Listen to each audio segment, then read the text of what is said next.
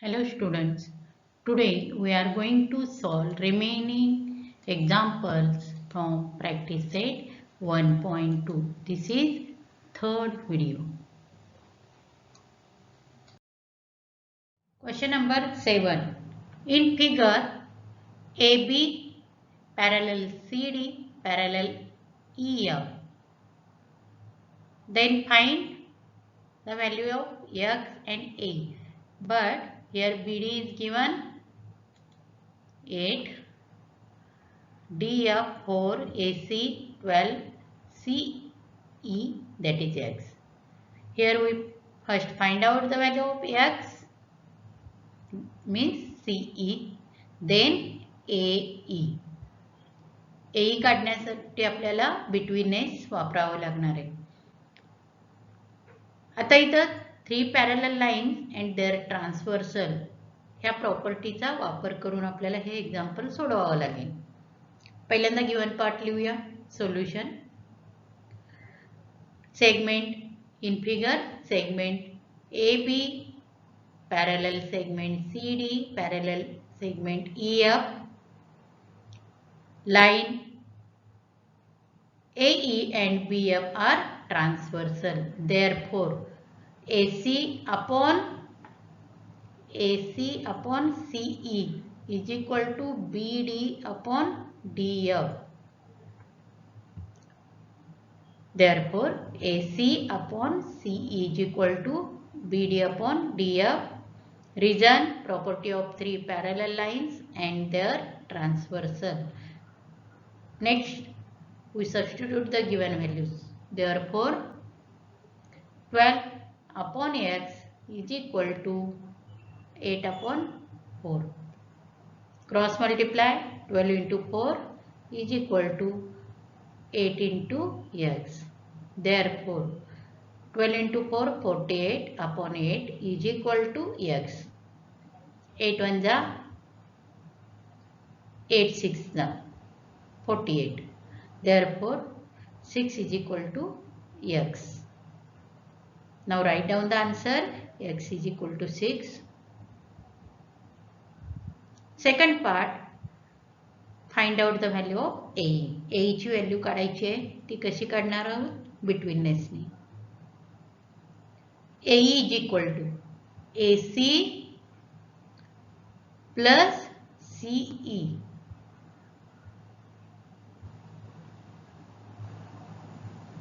Reason A dash C dash E. Now substitute the value. 12 plus 6. Therefore, A is equal to 80. Now write down the answer. A is equal to 80. Question number 10.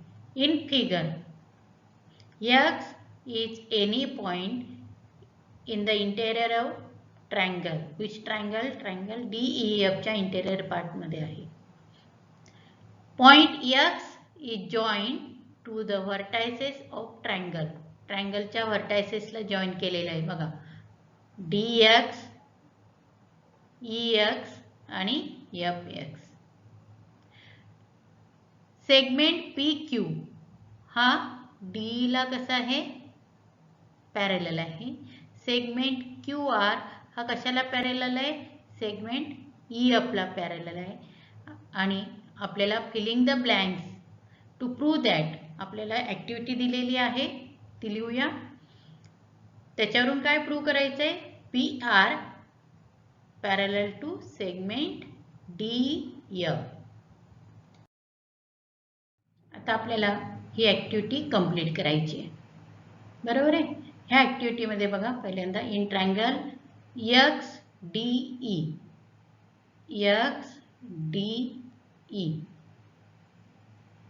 PQ, this PQ is parallel to DE. This is given part. Reason काय येईल सांगा? Given. Therefore, XP upon PD इथं दिले बघा XP upon PD is equal to XQ. काय येणार आहे? X Q upon Q E.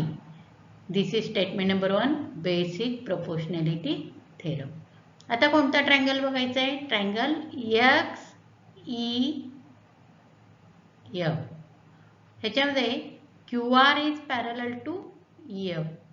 This is given part. Therefore reason is given.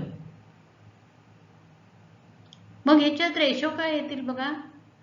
X Q upon Q E हा पहिला रेशो येईल, is equal to X R upon R F. Reason काय येईल? वरचं reason जे आहे बेसिक प्रोपोर्शनॅलिटी थेरम तेच येणार आहे. स्टेटमेंट नंबर 2 रिझन लिहूया, बेसिक प्रोपोर्शनॅलिटी थेरम. त्यानंतर जर आपण बघितलं तर हा ratio,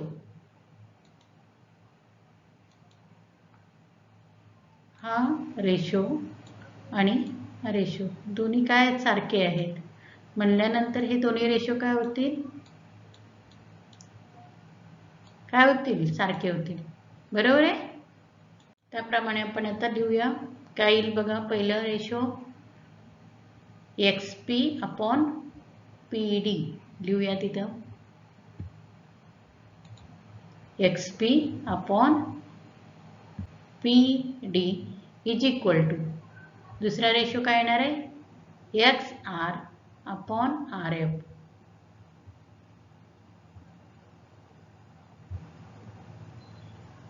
R F from 1 and 2.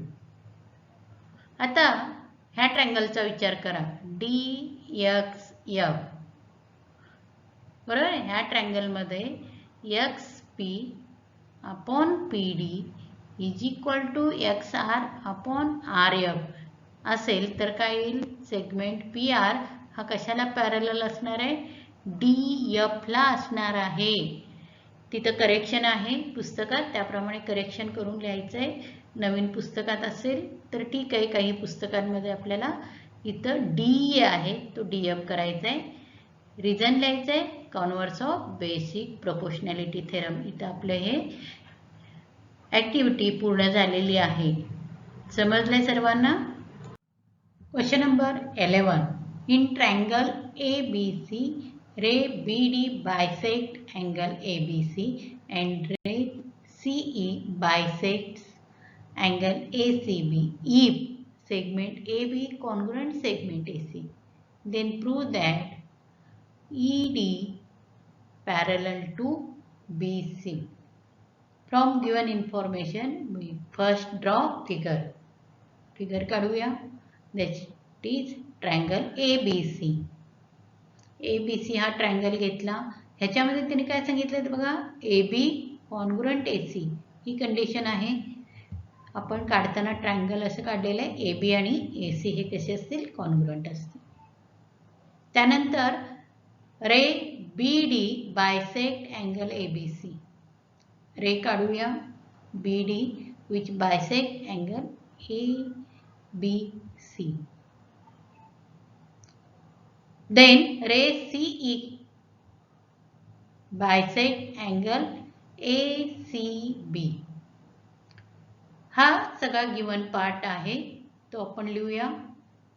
Given in triangle ABC, ray BD bisect angle ABC and CE bisect angle ACE, segment AB congruent segment AC. This is given part. To prove ED parallel to BC, आपण समजा ED हे जोडल्यानंतर ही ED BC ला काय असेल? Parallel असेल हे दाखवायचे. हे दाखवण्यासाठी आपल्याला AE upon EB is equal to AD upon DC और CD हे रेशो इक्वल आले तर कॉन्व्हर्स ऑफ बेसिक प्रोपोर्शनॅलिटी थेरमने आपल्याला हे दाखवणं शक्य आहे. मग त्याप्रमाणे दिलेल्या भागानुसार आपण सुरुवात करूया प्रूफ लिहायला. पहिला दिलेला भाग काय आहे, BD is bisector of angle ABC. ठीक आहे. आपल्याला सेगमेंट जर ED काढला तर तो कसा असेल, BC ला पॅरलल असेल हे प्रूव्ह करायचं आहे. बरोबर आहे. त्याप्रमाणे दिलेल्या भागानुसार आपण प्रूफ लिहिणार आहोत step by step. In triangle ABC BD is bisector of angle ABC. BD is bisector of angle ABC. Reason given. Therefore, AB upon BC is equal to AD upon CD. Therefore, AB upon BC is equal to AD upon CD. This is statement number 1. Reason is angle bisector theorem.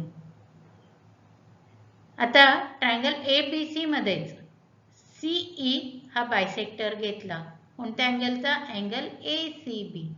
This is also given part. Write down. In triangle ABC, CE is bisector of angle ACB. This is given part.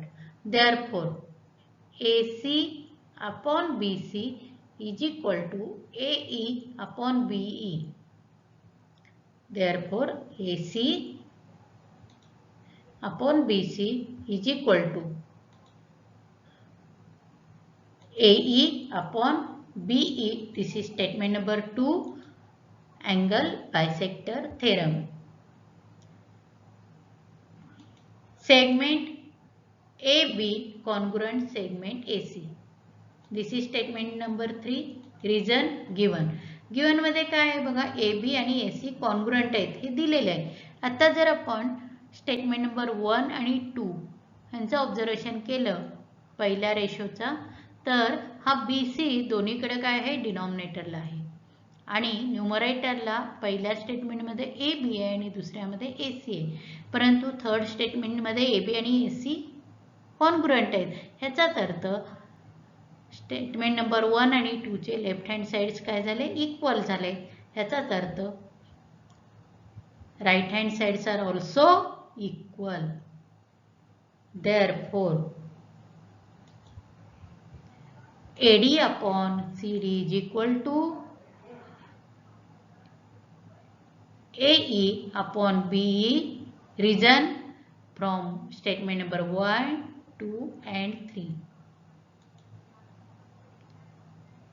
When AD upon CD is equal to AE upon BE, then segment ED is parallel to BC.